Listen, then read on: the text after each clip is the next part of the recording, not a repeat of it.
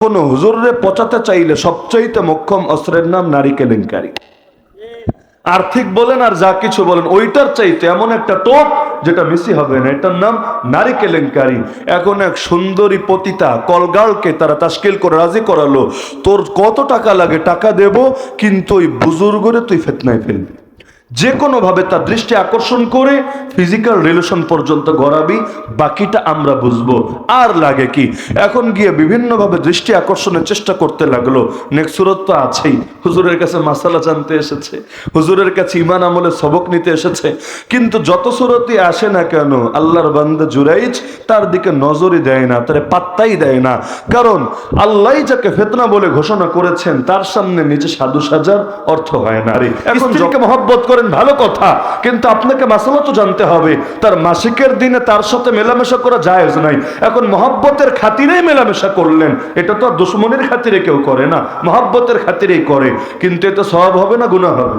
কেমন গুনাহ, আল্লাহ লানত এসে পড়তে পারে ওর উপরে, এমন আশঙ্কা হবে। কারণ হায়েসগ্রস্ত নারীর সাথে মেলামেশা করা, একইভাবে ভিন্ন পথে তার সাথে নিজের চাহিদা পূরণ করা, এগুলোর ব্যাপারে হাদিসে ভয়াবহ ধমকি উঠে এসেছে।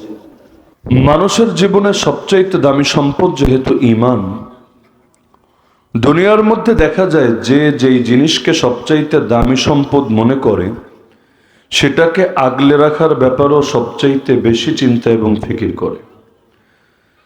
সাধারণ জিনিস যার দামই 10 টাকা 5 টাকা, এটা নিয়ে রাত বিরাতে ঘরের বাইরে যেতেও ভয় লাগে না, অন্তরে সংকোচ কাজ করে না। কারণ মানুষ চিন্তা করে এটা হারালেই আর কতটুকু লস, আর থাকলেই আর কতটুকু লাভ, খুব বেশি আহামরি পার্থক্য জীবনে পড়বে না।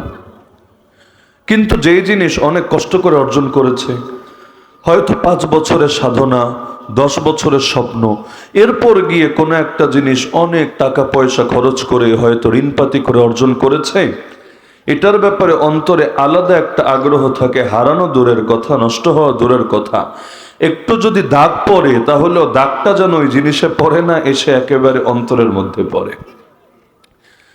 তো দুনিয়ার মধ্যে যে জিনিসকে মানুষ দামি মনে করে সেটাকে আগলে রাখার জন্য, রক্ষা করার জন্য প্রচেষ্টা সবচাইতে বেশি করে। এটাই মানুষের নেচার, এটাই মানুষের আদত, এটাই মানুষের তাবিআত। তো যেহেতু আমরা স্বীকারই করি দুনিয়া এবং আখিরাতের সবচাইতে দামি সম্পদের নাম ঈমান, যদি আমরা আমাদের দাবিতে সত্যবাদী হয়ে থাকি তাহলে তো যুক্তির দাবি, বুদ্ধির দাবি এটাই ছিল, ঈমান রক্ষার বেলায়ও আমরা হব সবচাইতে বেশি সচেষ্ট। কারণ দুনিয়াতে আমল যেমন তার সূচনাও আছে আবার সমাপ্তিও আছে। উযু করলেন, এর মানে এটা না এই উযু মরণ পর্যন্ত থাকবে, বরং বিভিন্ন কারণে উযু নষ্ট হয়ে যেতে পারে। উযু করার পরে মসজিদে আসতে পারেন নাই, তার আগে বায়ু বের হয়েছে, আপনি কিন্তু বলবেন না আরে শীতের দিনে কষ্ট করে একবার উযু করেছে আবার করব নাকি, যাই নামাজ পড়ে ফেলি। বরং আপনার বিবেকে আপনাকে বাধা দেবে, বলবে কষ্ট হলে হোক, কিন্তু উযু না রেখেই যদি তুমি নামাজ আদায় করো, এই নামাজের এর দ্বারা আল্লাহর কাছে না মুক্তি পাবা, না তোমার ফরজ আদায় হবে, উল্টো কিয়ামতের দিন তোমাকে এর জন্য জাহান্নামে যাওয়া লাগতে পারে। তো উযু যেমনি ভাবে একবার করলে নষ্ট হয়, নামাজ যেমনি ভাবে একবার শুরু করলে এমন কিছু ব্যাপার আছে মাঝখানে ঘটে গেলে নামাজ নষ্ট হয়, একইভাবে কালেমা আর ঈমানও তো এমন না যে একবার পড়েছি অটো মরণ পর্যন্ত থাকবেই থাকবে। মাঝখানে যত আকাম কুকামি করি না কেন এতে কোনো লয় নাই, ক্ষয় নাই, কোনো ধরনের ক্ষতির কোনো আশঙ্কা নাই। বিষয়টা তো এমন না, বরং বিষয়টা সম্পূর্ণ উল্টা। এমন বহু কথা আছে যেটা বললে ঈমান আর থাকে না, নষ্ট হয়ে যায়। এমন বহু কাজ আছে যেটা করলে ঈমান আর থাকে না, ভেঙে যায়। এমন বহু বিশ্বাস আছে অন্তরে যদি ঢোকে তাহলে তারে আর ঈমানদার বলার উপায় থাকে না, বেঈমানে পরিণত হয়ে যায়। তাহলে কথার লাইনে, কাজের লাইনে, বিশ্বাসের লাইনে, সব লাইনেই তো এত বেশি সচেতন থাকা দরকার, সতর্ক থাকা দরকার, যাতে করে কোনো মূল্যে ঈমানটা হারিয়ে না যায়। আল্লাহ রাসূল সাল্লাল্লাহু আলাইহি সাল্লাম বলেন, তোমরা জলদি জলদি আমল করে নাও ওই ফিতনার যুগ আসার আগে, যে সময় মানুষের ঈমান এতটাই সস্তা বস্তুতে পরিণত হবে, সকালে মুমিন বিকালে কাফের, বিকালে মুমিন সকালে কাফের। ইয়াবিউর রাজুলু দীনাহু বিআরাদিন মিনাদ দুনিয়া, দুনিয়া সামান্য সামান্য তুচ্ছ জিনিসের বিনিময়ে নিজের ঈমানকে বিক্রি করবে। কেউ একটা ভোটের জন্য, কেউ একটা পদের জন্য, কেউ একটা প্রমোশনের জন্য, কেউ কোনো নারীর জন্য, কেউ দুনিয়ার কোনো ধান্ধার জন্য নিজের ঈমানকে বেচে দিতেও কোনো দ্বিধা করবে না। আর আমাদের কাছে দ্বীনের বিষয়ের চাইতে সস্তা বিষয় কি আছে? এই বাংলাদেশের অধিকাংশ মানুষকে যদি জিজ্ঞেস করেন, বলো তো তোমাদের বাসা বাড়িতে থাকা সবচাইতে বেশি অবহেলিত জিনিসের নামটা কি? অধিকাংশ মানুষই বলবে সেটার নাম কোরআন মাজিদ। ঘরের সবকিছুর যত্ন হয়, সবকিছু নেড়েচেড়ে দেখে, কম পড়ুক বেশি পড়ুক পড়ারও লোক থাকে, কিন্তু একমাত্র কোরআনটাই অধিকাংশ ভাষায় এমন পড়ে থাকতে থাকতে ধুলোবালি জমতে জমতে মাকড়সা এসে বাসা বাঁধে, কি এক আজীব হালতে পরিণত হয়। অনেক বছর রাখার পরে এরপর গিয়ে যখন বোঝে না এটার দ্বারা আমাদের যেহেতু কোনো ফায়দা নাই, এতিমখানায় নিয়ে যায়, মসজিদে নিয়ে যায়, মাদ্রাসায় নিয়ে যায়, নিয়ে গিয়ে বলে, হুজুর আমাদের বাসার সবচাইতে অবহেলিত গ্রন্থ বাপ হজে গিয়েছিল, ধরিয়ে দিয়েছিল, পড়ার তো কেউ নাই, সুতরাং ঘরে রেখে লাভ কি, এটা রেখে দেন আপনাদের এখানে, কোনো বাচ্চা যদি পড়ে তাও তো কিছু সব আমার আমল নামে অ্যাড হবে। তো দ্বীনের লাইনে সবচাইতে বেশি গাফলতি প্রদর্শন করে থাকি আমরা। এমনকি কয়জন মানুষের ভয় হয় তার ঈমান নিয়ে? আমি যে কালেমা পড়েছি, ঈমান তো একবার এর ঘোষণা দিয়ে রেখে দেওয়ার জিনিস না, বরং আমার জীবনও চলবে ঈমানকে নিয়েই চলবে। ঈমানকে রেখে যদি চলে তারে তো ঈমানদার বলে না, বেঈমান বলে। তো কালেমা যে পড়লাম, লা ইলাহা ইল্লাল্লাহ মুহাম্মাদুর রাসূলুল্লাহ, ওই কালেমা নিয়ে কি চলতে পারছি, না কালেমা বহু আগেই রেখে এসেছি? এর নিশ্চয়তা কিভাবে দেবেন? কোরআন তো বলছে, ইয়া আইয়ুহাল্লাযীনা আমানু আমিনু, হে ঈমানদাররা ঈমান আনো। তার মানে আগে তো ঈমান এনেছই, এই ঈমানটাকে সদা সর্বদা প্রতিটা ক্ষেত্রে প্রতিটা সেক্টরে আগলে রাখো, ধরে রাখো, ধারণ করে রাখো। এটাই তো এই আয়াতের বার্তা। আল্লাহ রাসূল সাল্লাল্লাহু আলাইহি ওয়াসাল্লামের সাহাবীদের হালত কেমন ছিল? হানজালা রাদিয়াল্লাহু আনহুর ঘটনাই দেখেন না। আল্লাহর নবীর একজন লেখক ছিলেন তিনি। নবী যাদেরকে দিয়ে ওহী লেখাতেন, বিভিন্ন বার্তা লেখাতেন, ওই সাহাবীদেরকে বলা হতো কাতিব। এরকম একজন কাতিব ছিলেন হানজালা রাদিয়াল্লাহু আনহু। আল্লাহ রাসূল সাল্লাল্লাহু আলাইহি ওয়াসাল্লামের সোহবতে অনেক সময় থাকতেন, কিন্তু একদিন তিনি ঘর থেকে পেরেশান হয়ে বের হয়েছেন, চিৎকার করে করে বলছেন, সহিহ মুসলিমের হাদিস, না পাকা হানজালা, না পাকা হানজালা, আরে হানজালা তো মুনাফিক হয়ে গেছে, হানজালা মুনাফিক হয়ে গেছে। যে শুনছে সেই পেরেশান, আরে হানজালা বলে কি? হানজালার মতো ব্যক্তিত্ব, আল্লাহর নবীর এত কাছের সাহাবী, সে আবার মুনাফিক হয়ে গেছে, এটা কেমন কথা? কি করেছে সে? রাস্তায় হঠাৎ দেখা হলো আবু বকর সিদ্দিক রাদিয়াল্লাহু আনহুর সঙ্গে। আবু বকর সিদ্দিক রাদিয়াল্লাহু আনহু বললেন, কি ব্যাপার, সমস্যা কি? এই কথা তুমি কেন বলছো, কি হয়েছে?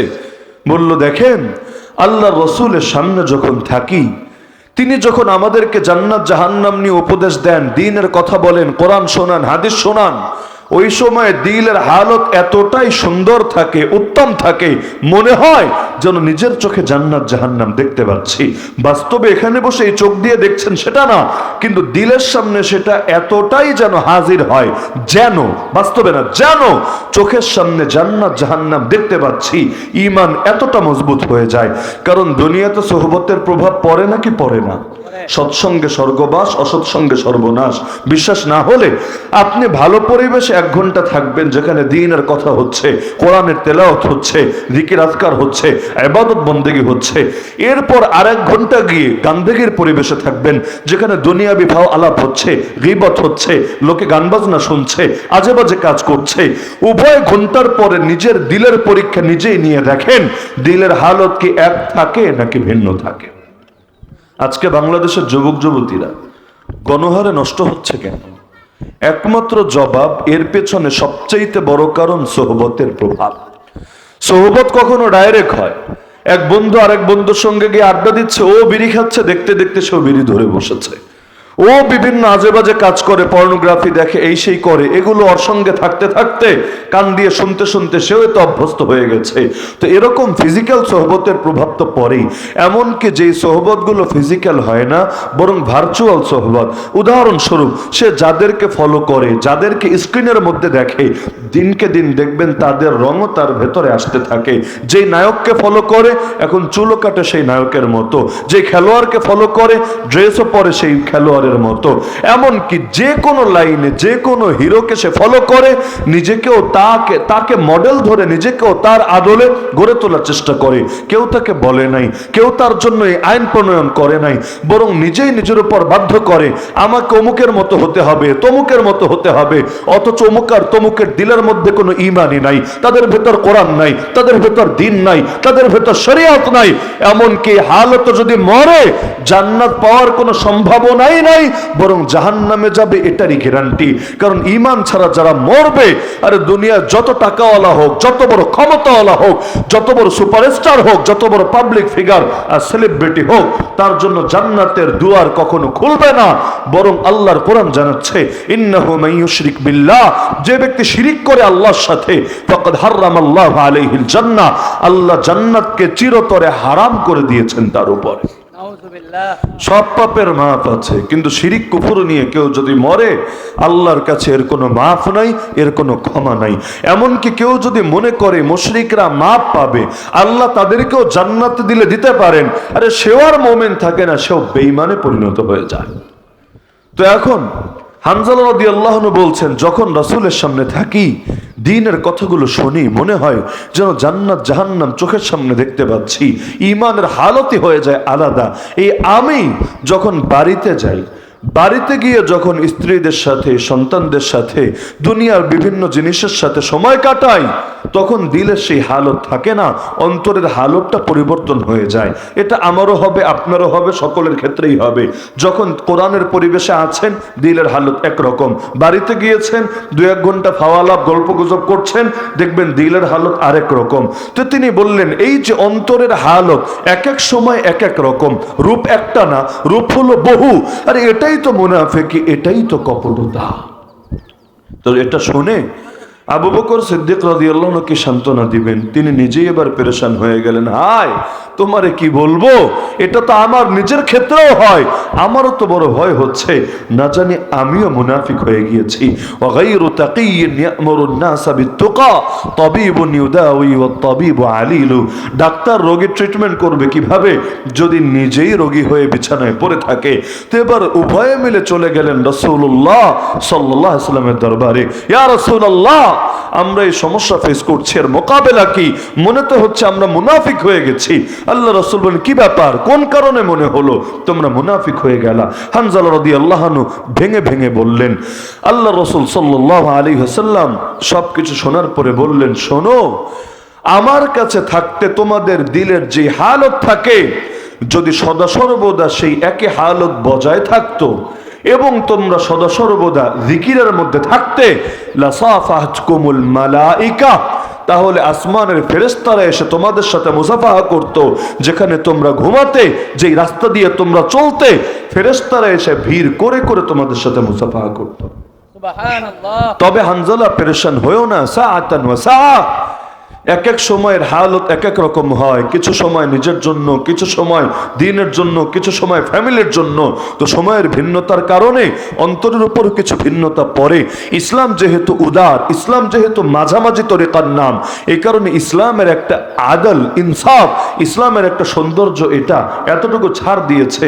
হ্যাঁ, এখন পরিবেশের দ্বারা দিল যেহেতু প্রভাবিত হয়, সুতরাং এতটুকু ছাড় আছে। পেরেশান হয়েও না, তুমি মুনাফিক হও নাই, তুমি বেঈমান হও নাই। তো নবীর সাহাবী হওয়ার পরও, এমনকি আল্লাহর নবীর রাইটার, আল্লাহর নবীর লেখক হওয়ার পরও এত বেশি পেরেশানিতে পড়লো, শুধুমাত্র অন্তরের হালত দুই সময়ে দুই রকম থাকে এজন্য। কিন্তু আমার আপনার তো জীবনে ভয়ই হয় না, ঈমান যে গ্রহণ করেছিলাম, ঈমান কি আছে নাকি গেছে? কারণ আছে না গেছে বলবেন কিভাবে? উযু আছে নাকি নাই এটা টের পাওয়ার জন্য উযু নষ্ট হয় কি কি করলে, এটা আগে আপনাকে জানতে হবে। যদি নাই জানেন কিসের কিসের ভিত্তিতে আপনি নিশ্চিত হবেন যে আমার উজুটা এখনো বহাল তবিয়াতে আছে, উজু ভাঙে নাই? কারণ যে কারণ জানে না সে সেটার ব্যাপারে সচেতনও হতে পারে না। যে জানে সাপে কামড় দিলে মরণ হতে পারে, বিষ খেলে আমার ক্ষতি হতে পারে, এটাই আমার ঝামেলা হতে পারে, সে না এগুলোর ব্যাপারে সচেতন থাকে। কই ছোট বাচ্চা তো সচেতন থাকে না, কারণ সে জানে না আরে চুলোর মধ্যে ড্যাগের মধ্যে পানি ফুটছে, এখানে হাত ঢুকালে কি হবে। এই বাচ্চা তো জানে না। সাপ একটা দেখেছে, আরে সারাদিন দড়ি ধরে খেলা করে, সমস্যা তো হয় না। সাপ ধরলে কি পরিণতি হতে পারে, বাচ্চা তো জানে না। আরে ঘরের মধ্যে কীটনাশক রাখা আছে, এটা কোন কাজে ব্যয় হয় সে তো জানে না। সে তো সিরাপ খায়, সে তো অনেক ফল ফ্রুট খায়, সে তো বিভিন্ন জুসও খায়। তার কাছে মনে হয় আরে এটা তো পানির মতোই, খেলে সমস্যার কি আছে। তো যে যেটা জানে না সে সেটার বেলায় সচেতনও হতে পারে না। আমি আপনি তো জানি না ঈমান নষ্ট হয় কোন কথা বললে, ঈমান নষ্ট হয় কোন কাজ করলে, ঈমান নষ্ট হয় কোন বিশ্বাস পোষণ করলে। জানি যখন না, তখন সচেতন হব কিভাবে? ভালো জানা লাগে, মন্দও জানা লাগে। মন্দ কেন জানা লাগে? এজন্য না যে মন্দটা করবেন, বরং আরাফতু শাররা লা লিশ-শাররি লাকিন লিতাওয়াক্কি ওয়া মান লাম ইয়ারিফিশ শাররা ইয়াকা ফি। উদাহরণস্বরূপ দেশের মধ্যে কোনটা কাজ বেআইনি কাজ, এটা যদি আপনি না জানেন তাহলে বেআইনি কাজ থেকে নিজেকে বাঁচাবেন কিভাবে? দেখা যাবে আবেগের বসে বেআইনি কাজ করে দিয়েছেন। অনেকে আছে মোবাইলের রিংটোন লাগায় জাতীয় সঙ্গীত, আছে না? এখন কম করে, আগে এগুলো বেশি করতো। অথচ এটা রাষ্ট্রীয়ভাবে বেআইনি ঘোষণা করা হয় নাই। এখন যে জাতীয় সঙ্গীত রিংটোন হিসেবে সেট করলো, আবেগের কারণেই তো করেছে, ঘৃণার কারণে তো করে নাই। এখন আবেগ দিয়ে করলেও কাজটা কিন্তু ভালো করে নাই, বরং কাজটা নিজের জন্য ঝুঁকির বিষয়ে পরিণত করেছে। এখন এটা যে বেআইনি, আগে না তাকে জানতে হবে, তারপর না সে সচেতন হবে। কোথাও মনে করেন বসতে গিয়েছে, এখন দেখছে নিচে ময়লা, বসার মতো অবস্থা নাই, আর তার কাছে আলাদা কোনো কাগজ, কোনো পাটি, কোনো চট কিচ্ছু নাই। এখন বসবে কিভাবে? পায়ের জুতাটাও নিচে দিয়ে বসতে মন চাচ্ছে না। এখন কি করবে? এখন বেচারার হাতে মনে করেন একটা জাতীয় পতাকা আছে, যদি আইন না জানে সে হয়তো এটাই বিছিয়ে বসবে, কারণ তার এটা মাথায়ও নাই যে এটা বসলে বেআইনি হবে, এর দ্বারা অমর্যাদা প্রকাশ পাবে। এখন দেখা যাচ্ছে আবেগ নিয়েই হয়তো বসেছে, ভাবলো এই পতাকা নিয়ে সারাদিন চলি, তো এখন পতাকার উপর বসলাম, এতে কি সমস্যা হয়েছে? কিন্তু দেখা যাবে এর কারণে তার মামলাও খাওয়া লাগলে রাখতে পারে। তো যে কোনো ক্ষেত্রে মাসালা না জানলে ওই জিনিস থেকে বাঁচা তো জটিল হয়ে যায়। এমন লোক আছে উজু টুজু করে কিছুক্ষণ পর একটু ঘুমিয়ে ফেলেছে, শুয়ে ভাবলো নামাজের একটু টাইম আছে, একটু মাথাটা লাগাই, শুয়ে ঘুমিয়ে গেছে। 2-3 মিনিট ঘুমায় ওইটা সুন্দর মতো নামাজে দাঁড়িয়ে গেছে। কারণ আল্লাহর বান্দা জানেই না ঘুমালে মাসালা কি হয়, উজু কি বহাল থাকে নাকি নতুন করে উজু করে নিতে হয়। তো যে জিনিস জানে না, রক্ত বের হলে, পুজ বের হলে উজু থাকে নাকি উজু যায়? এখন যে জানেই না যে রক্ত বের হলে উজু ভেঙে যায়, তাহলে সেই আল্লাহর বান্দার গা থেকে যদি রক্ত বেরো হয় সে সচেতন হবে কিভাবে? রোজার দিনেই মনে করেন কোনো লাইনে ছাড় আছে, কোনো লাইনে ছাড় নাই। উদাহরণস্বরূপ আপনি যে রোজাদার এই কথা ভুলে দিনের বেলা খেয়ে ফেললেন। রমাদানের শুরুর দিকে এমন প্যাচ অনেকেরই লাগে, যেমন ঈদের দিনও অনেকে খেতে গেলে ভয় পায়, হায় রে আমি না রোজা, আমি খেতে বসলাম কিসের জন্য? আসলে রোজা না, বরং রোজার মাস শেষ হয়ে গেছে, এটা হলো ঈদের দিন। কিন্তু কোনো একটা জিনিস নিয়মিত কন্টিনিউ করলে হঠাৎ করে ওটা ছাড়লেও মনে হয় যেন এটা রানিংয়ে আছে। ওই আমরাও 1 বছর জেল খেটে এসে যখন বাইরে বের হয়েছি অনেক সময় প্যাচ লাগতো, আরে এখন না খাঁচায় ঢুকতে হবে, এখন না এটা করতে হবে, এখন না ওটা করতে হবে। পরে মনে পড়তো না এখন তো জেলে নাই, বাইরে আছে, এখন আর এটা করা লাগবে না। তো বহুত কিছু এমন হঠাৎ একবার ম্যাচ খেয়ে গেলে হঠাৎ করে ছাড়া যায় না, বরং সেই সময় ছাড়াটাও জটিল হয়।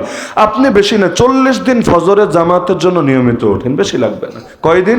খালি 40 দিন কষ্ট মষ্ট করে অ্যালার্ম 1টার জায়গায় 10টা লাগিয়ে, অথবা যে মুরব্বীদের আগে আগে ঘুম ভাঙে তাদেরকে রিকোয়েস্ট করে যে ঘুম ভাঙার পর আমারও তুমি ডেকে দিবা।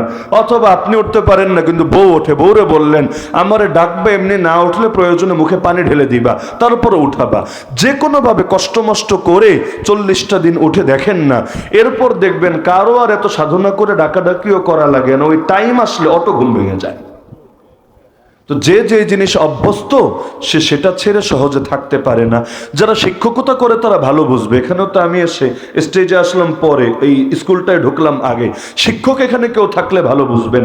আমরাও যেহেতু শিক্ষকতা করি, বাস্তব জীবনের অভিজ্ঞতা থেকে বলি, যখন প্রতিষ্ঠানের ক্লাসগুলো চালু থাকে ওই সময় যদিও ক্লাস করাতে কষ্ট হয়, আলাদা চাপ অনুভব হয়, কিন্তু তারপরে এতে আলাদা একটা মজা আছে। যখন মাদ্রাসা বা স্কুল ছুটি হয় 7 দিনের জন্যই হোক আর 2 দিনের জন্যই হোক, ওই সময় কেমন জানি মনটা খালি খালি লাগে, খা খা করে, এমন একটা শূন্যস্থান অনুভূত হতে থাকে। আর যদি কোনো কারণে মাদ্রাসা বা স্কুলে আসা লাগে, ধরেন আপনার বন্ধের মধ্যেও ডিউটি আছে, কিছু টুকটাক নিজের কাজ আছে, এজন্য আসতে হচ্ছে, আসলে যেন হৃদয় হাহাকার করে। অন্য সময় এই যে বাচ্চারা ঘরটাকে মাতিয়ে রাখে, ওই সময় বিরক্ত লাগলেও পরে এসে আফসোস করে। এটা মুরব্বীরাও বুঝবেন, যাদের বাসায় নাতিপুতি আছে, মনে করেন 1-2 মাস বাড়িতে থাকলো, হঠাৎ করে আবার বাড়ি ছেড়ে শহরে চলে গেল। 1-2 মাস হয়তো আপনার চিল্লাতে ঠিক মতো ঘুমও হয় নাই, অনেক সময় বিরক্তি লেগেছে, বকাঝকাও দিয়েছেন, ওই চুপ কর, এত চিল্লাচিল্লি করস কিসের জন্য। কিন্তু দেখবেন যখন সবাই ঘর ছেড়ে চলে গেছে, একা একা আর ভাল লাগে না, তখন কানের মধ্যে ওই চিল্লাচিল্লিটাই বাজতে থাকে। এটাই তো স্বাভাবিক, মানুষকে আল্লাহ এভাবেই তৈরি করেছেন। তো ঈদের দিনও মনে হয় রোজা কিনা, আবার প্রথম 1-2 দিন রোজার সময় মনে হয় আরে আমি রোজা ছাড়া কিনা। তো অনেক সময় দেখা যায় রোজার দিন দুপুরবেলা খেতে শুরু করে দিয়েছে, খাওয়া দাওয়া শেষ, দাঁত থেকে এখন দাঁতের মধ্যে যা ঢুকেছে টুথপিক দিয়ে বের করছে, ঢেকুর তুলতে তুলতে এবার তার মনে পড়েছে, হায় আমি না রোজা, আমি না সাহারি খেয়েছি। আচ্ছা, এমন যদি কারো হয়, আপনারাই আমাকে মাসালা বলেন, ওর রোজা কি আসে না গেছে? আছে। কেন? ইসলাম এতটুকু ছাড় দিয়েছে, যেই ব্যক্তি রোজার কথা ভুলে গিয়ে খেয়ে ফেলবে, ইচ্ছাকৃত না, রোজার কথা ভুলে গিয়ে খেয়ে ফেলেছে, আল্লাহ তাআলা তার রোজা রাখার সওয়াবও দিবে, আর পেটটা যে ভরে গেছে ফাও, আল্লাহ এই লাইনেও তার গুনাহ দিবে না, তার ছাড় দিবে। রোজাও হলো, পেট ভরার কাম পেটও ভরলো, এগুলো ঠিক ওগুলো ঠিক, এতটুকু ছাড় ইসলামে আছে। এমনকি মাসালা হলো, আপনি যদি কাউকে খেতে দেখেন, তাহলে আপনি চিন্তা করবেন লোকটা কোন ক্যাটাগরি। যদি এমন হয় প্রচন্ড অসুস্থ একজন ব্যক্তি, মানে যার রোজা রাখতেই মোটামুটি ভালো কষ্ট হয়ে যায়, তো মহাব্বতের কারণে রাখে, অথবা মুরব্বী মানুষ এখন ভুলে খেতে শুরু করে দিয়েছে, তাহলে ওই সময় নগদের উপরে লোকমা দিয়েন না, একটু আল্লাহর বান্দারে খেতে দেন, একটু খাক, কষ্ট হোক, যেহেতু ভুলেই করছে, আল্লাহ মাফ করবেন। আর যদি দেখেন কোনো নওজোয়ান সুস্থ সবল যুবক কিন্তু ভুলে খেতে শুরু করে দিয়েছে, ওরে আপনি স্মরণ করিয়ে দেন। তো আবার এমন টাইমে করায়েন না যে খাবারটা মাত্র গলার এই পর্যন্ত এসেছে, এমন সময় চিল্লা দিল, কি করো, এটা কি করো, তুই না রোজা। বেচারা পেরেশানিতে দেখা যাবে না পারে হজম করতে, না পারে বের করতে, পরে গলায় আটকে বিপদ একটা হয়ে গেছে। তো এখন রোজার দিনে রোজা রেখেছে এই কথা ভুলে গিয়ে খেলে মাফ আছে, কিন্তু রোজার দিনে মনে করেন কুলি করতে গেলেন বা নাকে পানি দিতে গেলেন, উজুর সময় গোসলের সময় যে টাইমেই হোক, কিন্তু কুলি বা নাকে পানি এই কাম করতে গিয়ে কিছুটা ভেতরে চলে গেছে, যায় না? অনেক সময় যায়, যার কারণে রোজা রেখে টুথপেস্ট এবং ব্রাশ দিয়ে, মানে ওই ব্রাশের মধ্যে আপনার টুথপেস্ট লাগিয়ে অথবা আলাদা যে মাজুনি আছে এগুলো লাগিয়ে দাঁত পরিষ্কার করা নিষেধ, মাকরু। যদি ভেতরে কিছু না যায় তাও মাকরু, কারণ এই যে আপনি মুখে নিলেন, রোজাটা রিস্কের মুখে পড়ে গেছে, কিছু যে যাবে না কিভাবে গ্যারান্টি দিবেন আপনি? আর মূল জিনিস না গেলেও ফ্লেভার কিছুতে এমনি চলে যায়, কোন টুথপেস্ট লাগালেন, কোন মাজন লাগালেন, গলার মধ্যে টের পাওয়া যায় না, যায়। তো যদি ভেতরে না ঢুকে তাও মাকরু হয়, আর ভেতরে যদি টুকটাক হজম হয়েই যায়, তাহলে তো রোজাই ভাঙার কারণ এটা হয়ে যায়। তো এখন রোজা রেখে আপনি কুলি করতে গিয়ে নাকে পানি দিতে গিয়ে আপনার কিছুটা ভেতরে চলে গেল, এবার মাসালা কি, রোজা কি আছে না গেছে? রোজা নাই, রোজা ভেঙে গেছে। এ কারণে রোজা রেখে ফরজ গোসলও যদি করেন, মানে রোজা রেখে ফরজ গোসল মানে কামই দিনের বেলা করেছেন তা না, আমল হয়েছে রাতের বেলা, গোসলটা করছেন দিনের বেলা, যে কোনো কারণে গোসলে দেরি হয়েছে, এখন করতে গিয়ে আপনি অন্য মাসে কি করেন, গড়গড়ার সাথে কুলি করেন, নাকের মোটামুটি গভীর পর্যন্ত পানি পৌঁছানোর চেষ্টা করেন। মাসালা হলো, রোজা রেখে এই কাজ করবেন না, গড়গড়ার সাথে ভুলেও কুলি করবেন না, ফরজ গোসলেও না, কারণ গড়গড়ার সাথে কুলি করলে মোটামুটি তো সিদরাতুল মুনতাহায় পৌঁছে দিয়েছেন পানি, একটু এদিক সেদিক হলেই যে কোনো সময় ভেতরে ঢুকতে পারে, সুতরাং সাবধান, রোজা রেখে এটা করা যাবে না, অন্য মাসে করেন। একইভাবে নাকে পানি দিতেও সাবধান, এতটা ভিতরে নিয়েন না যে কোনো সময় ভেতরে বাইপাস হতে পারে, বরং নিরাপদ দূরত্ব বজায় রেখে তারপর এক্ষেত্রে আমল করেন। না হলে কারো যদি কুলি করতে গিয়ে বা নাকে পানি দিতে গিয়ে ভেতরে চলে যায়, তার রোজা খতম। তাহলে ভুল কিন্তু দুইটাই ভুল, রোজার কথা ভুলে খেতে বসেছে এটাও ভুল, আর কুলি করতে গিয়ে গলার ভেতর পানি চলে গেছে, এটাও ভুল। ভুল কিন্তু দুটোই, কিন্তু ইসলামে এক ভুলকে ছাড় দেওয়া হয়েছে আর এক ভুলকে ছাড় দেওয়া হয়নি। কোন ভুলকে ছাড় দেওয়া হয়েছে? যখন রোজা রেখেছে এই জিনিসটাই ভুলে গেছে, তবে খাওয়া দাওয়াটা আবার নিজের ইচ্ছাই করেছে। আর ছাড় দেয় নাই কোনটাকে? যখন রোজা রেখেছে এ কথা মনে আছে, তবে কাজটা করতে গিয়ে ভুলবশত ভেতরে ঢুকে গেছে। পার্থক্য ক্লিয়ার তো? তাহলে যে এই মাসালা জানে না, সে এখানে সচেতন থাকবে কিভাবে? কোনোদিন সম্ভব? আরে কোনোদিন সম্ভব? তো বাংলাদেশের অধিকাংশ মানুষ তো জানেই না ঈমান কি, কুফর কি, তাওহীদ কি, শিরিক কি। তো যে যা জানে না সে তা করবে কিভাবে, তা থেকে বাঁচবে কিভাবে? ভালো জিনিস জানা লাগে করার জন্য, খারাপ জিনিস জানা লাগে ছাড়ার জন্য। তো ঈমান ভঙ্গের কারণ নিয়ে ব্যাপক আলোচনা হওয়া দরকার নাকি দরকার না? কিন্তু খেয়াল করলে দেখবেন আমল নিয়ে যতটুকু কথাবার্তা আলোচনা হয়, ঈমান কি কি কারণে বরবাদ হয়, নষ্ট হয়, এগুলো নিয়ে তার সিকিভাগ আলোচনাও হয় না। অথচ যে কোনো জিনিস শুধু মহাব্বত করলেই হয় না, বরং শিখে শিখে মহাব্বত করা লাগে। না হলে মহাব্বতের তরিকার মাঝেও ভুল হতে পারে। স্ত্রীকে মহাব্বত করেন, ভালো কথা, কিন্তু আপনাকে মাসালা তো জানতে হবে, তার মাসিকের দিনে তার সাথে মেলামেশা করা জায়েজ নাই। এখন মহাব্বতের খাতিরেই মেলামেশা করলেন, এটা তো আর দুশ্মনের খাতিরে কেউ করে না, মহাব্বতের খাতিরেই করে।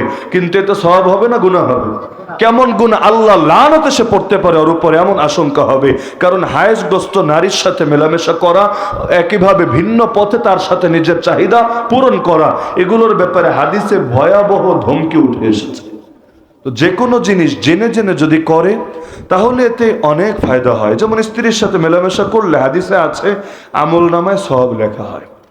সাহাবী অবাক, ইয়া রাসূলুল্লাহ কি বলেন? আমি আমার চাহিদা পূরণ করবো, এতেও সওয়াব?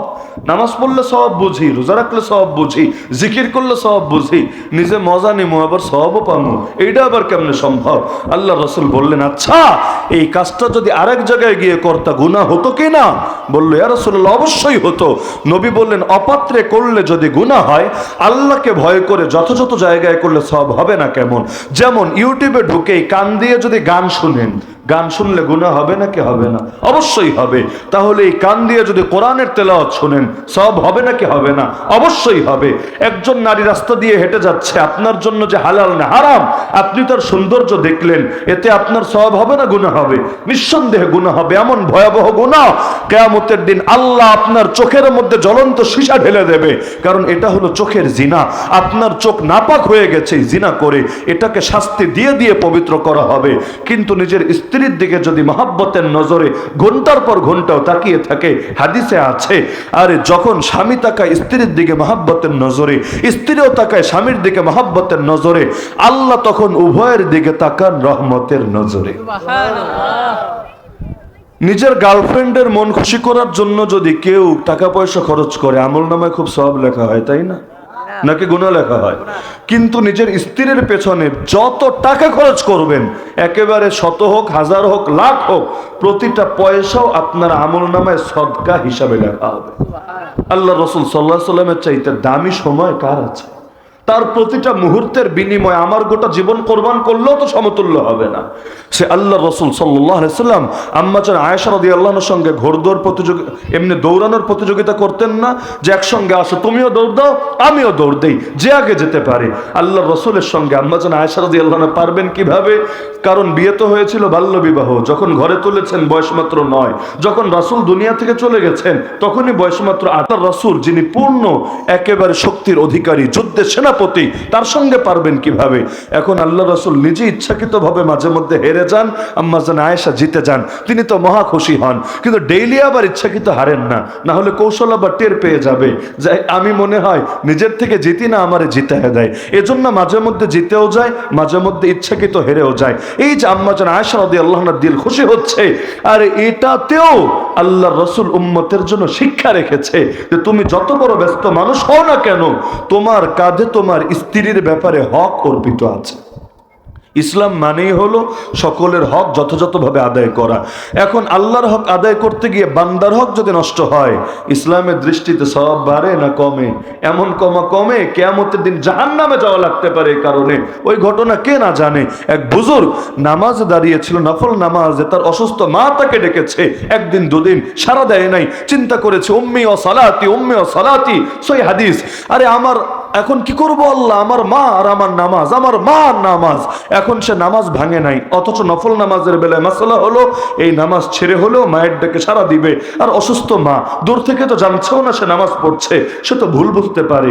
এখন তার মা এমন একটা বদদোয়া দিল, আল্লাহ তুমি ওরে মরণ দিও না যতদিন না ও বেশ্যার মুখ দেখে। এমন এক ভয়াবহ বদদোয়া। কিছুকাল পর হলো কি, ভালো মানুষকে নিয়েও হিংসা করার লোকের তো অভাব থাকে না। আসমানের প্রথম পাপের নামও হিংসা, জমিনের প্রথম পাপের নামও হিংসা। আসমানের প্রথম পাপ ইবলিস সেজদা করে নাই আব্বা আদমকে, কেন? একমাত্র হিংসার কারণে। জমিনের প্রথম পাপ কাবিল খুন করেছিল হাবিলকে, কেন? মহাব্বতের কারণে নাকি হিংসার কারণে? তো আসমানে ঘটিত প্রথম পাপ হিংসা, জমিনে ঘটিত প্রথম পাপ হিংসা। হিংসার বাইরে কে থাকতে পেরেছে? আরে হিংসার বাইরে কেউ যদি থাকতে পারতো, অন্তত আল্লাহ রসুলকে নিয়ে কেউ হিংসা করতো না, কিন্তু তাকে নিয়ে হিংসা সবচাইতে বেশি করেছিল। ইহুদিরা ঈমানই আনে নাই হিংসার কারণে। আবু জাহল আবু লাহাবরা চেনার পর ঈমান আনে নাই হিংসার কারণে। এই হিংসা তো ভয়াবহ এক ব্যাপার। তো সেই বুজুর্গরে নিয়ে হিংসা করলো। এখন কেমনে বুজুর্গরে পচানো যায় এটা নিয়ে ধান্দা করতে লাগলো। তো কোন হুজুরে পচাতে চাইলে সবচাইতে মোক্ষম অস্ত্রের নাম নারী কেলেঙ্কারি। আর্থিক বলেন আর যা কিছু বলেন, ওইটার চাইতে এমন একটা টোপ যেটা মিসি হবে না, এটার নাম নারী কেলেঙ্কারি। এখন এক সুন্দরী পতিতা কলগার্লকে তারা তাশকিল করে রাজি করালো, তোর কত টাকা লাগে টাকা দেব, কিন্তু ওই বুজুর্গরে তুই ফিতনায় ফেলবি, যে কোনো ভাবে তার দৃষ্টি আকর্ষণ করে ফিজিক্যাল রিলেশন পর্যন্ত গড়াবি, বাকিটা আমরা বুঝবো। আর লাগে কি? এখন গিয়ে বিভিন্ন ভাবে দৃষ্টি আকর্ষণের চেষ্টা করতে লাগলো। নেক্সট সুরত তো আছেই, হুজুরের কাছে মাসালা জানতে এসেছে, হুজুরের কাছে ঈমান আমলের সবক নিতে এসেছে। কিন্তু যত সুরতই আসে না কেন, আল্লাহর বান্দা জুরাইজ তার দিকে নজরই দেয় না, তার পাত্তাই দেয় না। কারণ আল্লাহ যাকে ফিতনা বলে ঘোষণা করেছেন তার সামনে নিচে সাধু সাজার অর্থ হয় না। এখন যখন দেখলো পারবেই না, ওদিকে আবার জাতির কাছে মানিজ্জত থাকবে না, পয়সা পাতিরও ব্যাপার স্যাপার আছে। এখন ওই বুজুর্গের এক মুরিদ যে পেশায় ছিল রাখাল, কিন্তু তার কাছে যাতায়াত করত, তারে ফুসলিয়ে ফাসলিয়ে সম্পর্ক করে প্রেগন্যান্ট হয়ে গেল, বাচ্চা হলো। এবার তো সবাই হই হই শুরু করলো, কিরে তোর বিয়ে হয় নাই, বাচ্চা আসলো কোত্থেকে? বাচ্চার বাপকে বললে, বাচ্চার বাপ হলো ওই পিসাব যার নাম হলো জুরাইজ। আর যায় কোথায়? নারী যদি কোনো ব্যাপারে সাক্ষ্য দেয়, পুরুষের কথাকে লোকে আর শোনে নাকি? আপনার এই বাজারে এক মহিলা যদি চিল্লান মারে হঠাৎ করে, এই আমারে শেষ করে দিল, আমার এই করলো সেই করলো, দেখবেন আপনি কিছু বলার আগেই পাবলিক মারতে মারতে হাড্ডি গুড্ডি ভেঙে ফেলেছে আপনার। এরপর যদি প্রমাণিত হয়, তাও সে সরিটরিও বলার কোনো গরজ অনুভব করবে না, কারণ নারী ডাক দিলে হিরো সাজতে কেউ আর পিছিয়ে থাকে না। এখন গিয়ে তারা সেই বুজুর্গরে মারতে মারতে তার একেবারে খানকা ভেঙে মাটির সাথে গড়িয়ে দিয়ে তারে এনে নিচে নামিয়ে তাও মেরেই যাচ্ছে। আল্লাহর বান্দা বলছে, আগে বলো আমার অপরাধটা কি? এই ঘটনা যে কয়বার আমার মনে আসে, আমাদের স্মৃতিগুলো মনে পড়ে। আমাদের অধিকাংশ আলেম রিমান্ডে গিয়ে এখানে বারবার এই প্রশ্নটাই করেছে, আমাদের অপরাধটা কি, মামলাটা দিয়েছেন কি, অন্তত এটা জানান, যাতে করে নিজেদের ব্যাপারে একটু আমরা এই এতটুকু আশ্বস্ত থাকতে পারি যে এই অপরাধের কারণে আমাদেরকে দাঁড় করানো হয়েছে। তো এখন দেখা যাচ্ছে যে পুরো রিমান্ড খাটা শেষ, তাও জানে না আদৌ মামলাটা কি। কারাগারে ওই কোর্টে নিয়ে দাঁড় করানো হয়, আর কোর্টে বিচারক যদি বলে আপনার কিছু বলার আছে, চিন্তা করে কি বলবো আর কি বলবো না, এইটাই তো জানে না যে তাকে কোন অপরাধে এখানে দাঁড় করানো হয়েছে। তো বুজুর্গ বলছে, আরে মারবি মার, কিন্তু আগে বলতো অপরাধ কি। এখন বলে, অপরাধ কি জানো না? এই নারীর সাথে জিনা করেছো তখন মনে থাকে নাই, আবার বাচ্চা ফুটিয়েছো তখনও বুজুর্গে কাম করে নাই, আর এখন ভাব ধরতে এসেছো ভাজা মাছটা উল্টে খেতে পারো না। এখন সে বলল, আচ্ছা তাই নাকি, ওই বাচ্চাটার এনে হাজির করো তো আমার সামনে। এখন বলো, বাচ্চা দেখার খুব বেশ কজে গেছে না, ও ঠিক আছে এই নিয়ে আয় বাচ্চা। কিন্তু আল্লাহর বান্দাদের কাজ কারবার তো আলাদা। একদিকে মায়ের বদদোয়া লেগেছে, কিন্তু আরেকদিকে এতকাল ইবাদত তো করেছে খাটি দিলে। এখন বাচ্চা যখন এনে হাজির করা হলো, সবার থেকে সময় চেয়ে নিয়ে 2 রাকাত নামাজ পড়ে বাচ্চার কাছে গিয়ে বলল, বাচ্চা বলতো তোর বাবা কে? আশপাশে সবাই টিটকারি মারছে, আরে মাথাও কি গেল নাকি? এই দুধের বাচ্চাও কিভাবে বলবে বাবাকে? কিন্তু সেই হাদিসের ঘোষণা, এবার আল্লাহ সেই বাচ্চার জবান খুলে দিলেন, সে বলল আমার বাপ হলো ওই রাখা। এখন তো সবাই মিলে পায়ে পড়ে গেল, ক্ষমা চাইতে লাগলো। তারা বলল, আপনি মনে কষ্ট রাখবেন না, আমাদের মাফ করে দেন, আমরা স্বর্ণরূপা দিয়ে আপনার এই ঘর নতুন করে বানিয়ে দিব। তিনি বললেন, স্বর্ণরূপার কোনো দরকার নাই, আইদুহা কামা কানাত, যেমন ছিল তেমনই দাও, আমার দুনিয়ার চাকচিক্য লাগবে না। তা আল্লাহ তাআলা তার বিশেষ কারামতের বরকতে তাকে হেফাজত করে দিলেন। কিন্তু দুনিয়ার মধ্যে মাসালা না জানলে পেরেশানি যে আসে, সমস্যা যে হয়, এটা তো টের পাওয়া যাচ্ছে। তো যে কোনো জিনিস আগে জানতে হয়, পরে মানতে হয়। যে নামাজ জানে না, সে নামাজ পড়বে কিভাবে? যে হজের ইলম রাখে না, হজ করবে কিভাবে? বাংলাদেশে বেদাতিরা বেদাতি হয়েছে কেন? আরে একমাত্র জানার অভাবের কারণে। এখন তারা বেদাতকে ভেবেছে সুন্নত, বাতিলকে ভেবেছে হক, শিরিককে ভেবেছে তাওহীদ। যদি তাদের ইলম সহি থাকতো, তাদের ইলমই তাদেরকে এই গুনাহগুলো থেকে ফিরিয়ে রাখতো।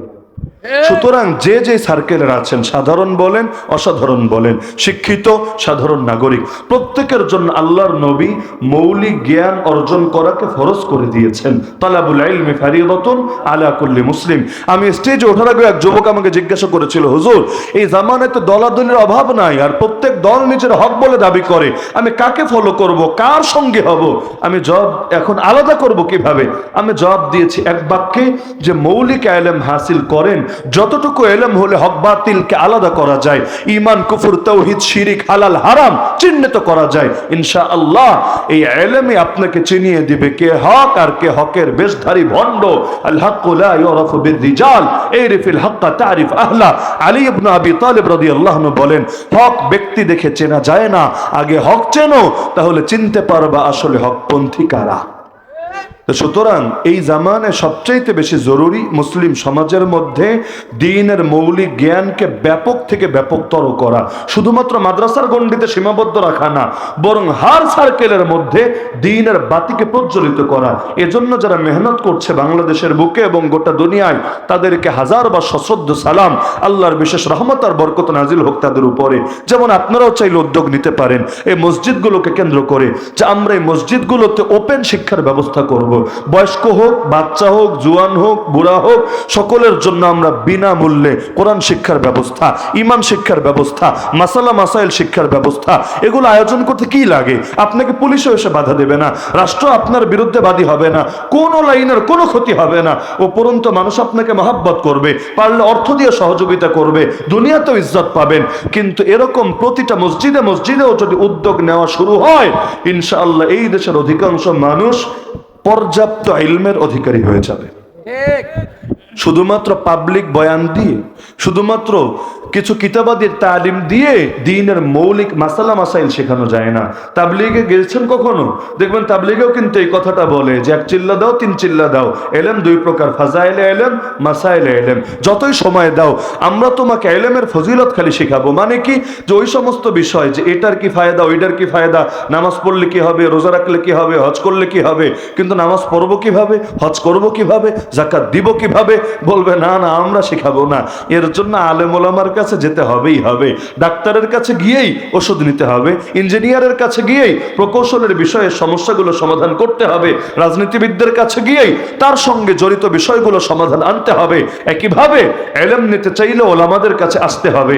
এখন জাতি যেহেতু অনেকে উদাসীনতায় আক্রান্ত, সবাই আসবে না, তো আমরাই গিয়ে গিয়ে ব্যবস্থা করে দেই না। এই যে নওজোয়ানরা যারা আছেন, বছরে মাহফিল করা অবশ্যই দরকার। বাংলাদেশে অনেক মাহফিল হচ্ছে, আরো হোক ইনশাআল্লাহ। দ্বীনের কথা যত হবে, মানুষের মধ্যে কিছু না কিছু পরিবর্তন অবশ্যই আসবে আসবে ইনশাআল্লাহ। অনেকে টিটকারি মারে মাঝে মধ্যে, মাহফিলে কি হয়, কিছুই হয় না, হুদাই টাইম লস।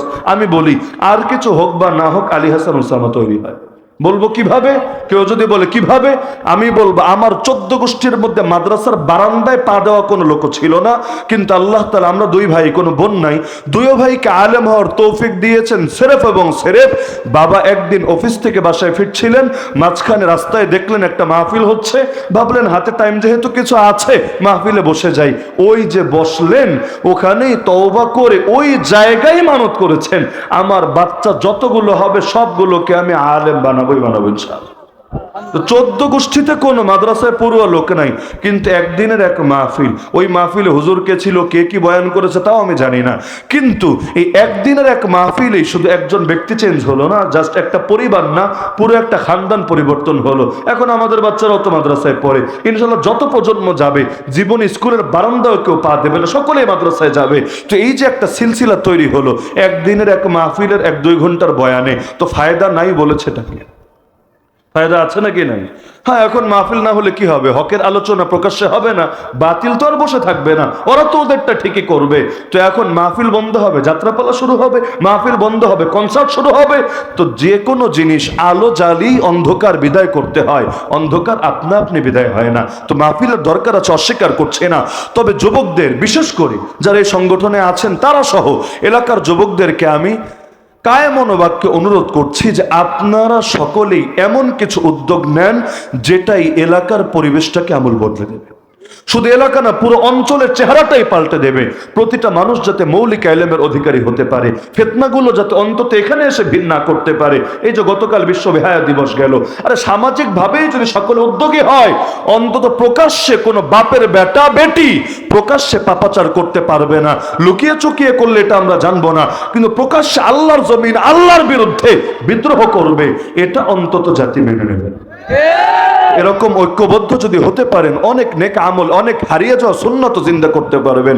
যেমন প্রতি মাসে 3 দিন রোজা রাখা সুন্নত, জানেন তো আপনারা? প্রতি আরবি মাসে 13, 14, 15, কিন্তু বাংলাদেশে কয়জন রাখে? এটা যদি চান সবাইকে রাখাতে, খালি যুবক ভাইয়েরা একটা উদ্যোগ নিলেই চলবে, দ্বিতীয় কিছু লাগবে না। প্রতি মাসে যখন রোজার টাইমটা আসবে, 1 দিন 2 দিন আগে মসজিদের মধ্যে আপনারা টানিয়ে দেন যে সাহরির টাইম এই কয়টায়, ইফতারের টাইম এই কয়টায়। মসজিদ ইমাম সাহেবকে অনুরোধ করে একটু এলানও করিয়ে দেন।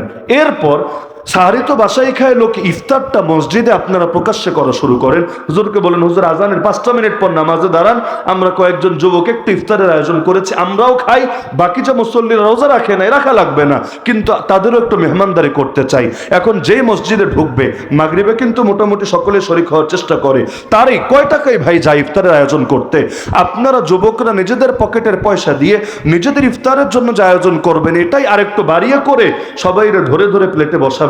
আরে চাচা, আরে ভাইয়া একটু বসেন না, আরে রোজা রেখেন না, সমস্যা নেই, একটু খান না, এটা খেলে তো লস হবে না, ইফতারে আলাদা মজা আছে, আলাদা বরকত আছে। এভাবে রিকোয়েস্ট করে করে 1 দিন বসান, 2 দিন বসান, 10 দিন বসান, আমি লিখে দিয়ে যাচ্ছি আপনাকে, ইনশাআল্লাহ 2 দিন পর তারাই চিন্তা করবে, তাদের বিবেকে বাধা দিবে, রোজা না রেখেও যেহেতু খাওয়া লাগেই, তো রোজা রেখেই খাই, নিজেও খাই, আরো একজনের খাওয়ানোর ব্যবস্থা করি। এভাবে যদি 6 মাস চালাতে পারেন, দেখবেন মসজিদে রোজাদের একজনও বাদ নাই। আর মসজিদে একটা হাদিসটাও টানিয়ে দিলেন, ফায়দা কি হবে?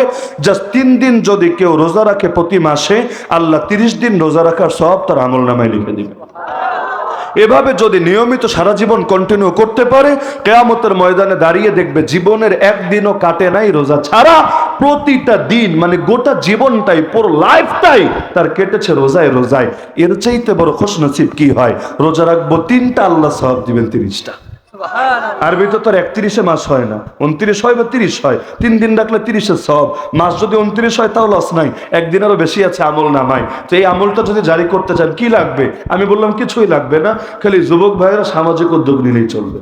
তো এরকম বহুত কিছু, নবীর সিরাত মানুষ জানে না। আপনারা কুইজের আয়োজন করেন, মাঝে মধ্যে বইপত্র প্রচার করেন, একটু জ্ঞান ভিত্তিক কিছু কর্মশালার আয়োজন করেন, মাঝে মধ্যে মসজিদে পুরস্কার দেন যে এই লিফলেট তোমাদের দিলাম, এখানে আল্লাহ নবীর জীবনের অথবা এই সূরার এই ব্যাখ্যাগুলো আছে, অমুক দিন তোমাদেরকে পরীক্ষা নেওয়া হবে, যারা যারা পাস করবা এই পুরস্কার দিব। এভাবে আয়োজন করেন। কয় টাকা যাবে ভাই পুরস্কারে? দেখবেন ইনশাআল্লাহ চিত্র বদলে যাবে। ফজরের নামাজের জন্য পুরস্কারের উদ্যোগ নেন, যে ফজর যারা নিয়মিত পড়বে, টানা 1 মাস, টানা 2 মাস, টানা 3 মাস, আরে যুবক হোক, কিশোর হোক, তরুণ হোক, আমরা তাদেরকে সামর্থ্য অনুসারে এই পুরস্কার দিব। দেখবেন পুরস্কারের আকর্ষণেও ফজরে মসজিদ ভরে গেছে। সবকিছু মুখের বয়ান দিয়ে হয় না, কিছু জিনিস টেকনিক খাটিয়ে করতে হয়। হুজুররা আসবে, বছরে 1 দিন বয়ান করবে, এতেই সমাজ পরিবর্তন হবে না। হ্যাঁ, এতে একটা জাগরণ হবে, কিন্তু ফিল্ডে কাজ আপনাদের চালিয়ে নিতে হবে। এ কাজ করতে রাজি আছেন তো ইনশাআল্লাহ? কারণ বাতিলরা বসে নাই, ওরা কাজ করছে, ওদের অনেক শক্তি, অনেক টাকা, ওদের মিডিয়ার অনেক পাওয়ার, ওদের সামাজিক অনেক সাপোর্ট, ওদের সব। কিন্তু আমাদের তো আল্লাহ আছে, দুনিয়ার কিছু থাক বা না থাক, সে আল্লাহর উপর ভরসা করে আমরাও কাজে নামি না। আমাদের সামর্থ্য সীমিত, টাকা পয়সা সীমিত, সাপোর্ট সীমিত, শেল্টার নাই, লাগবে না, যা আছে তা নিয়ে নেমে পড়ি। এই সমাজ একদিন না একদিন পরিবর্তন হবেই হবে ইনশাআল্লাহ। তো যুবক ভাইয়েরা কষ্ট পেলেন নাকি? কিছু কাজের কথা বললাম, যদি আপনারা উদ্যোগ নেন, আপনারা হলেন জাতির মেরুদণ্ড। মেরুদণ্ড সোজা তো পুরো শরীর সোজা, মেরুদণ্ড বাঁকা তো পুরো শরীর বাঁকা।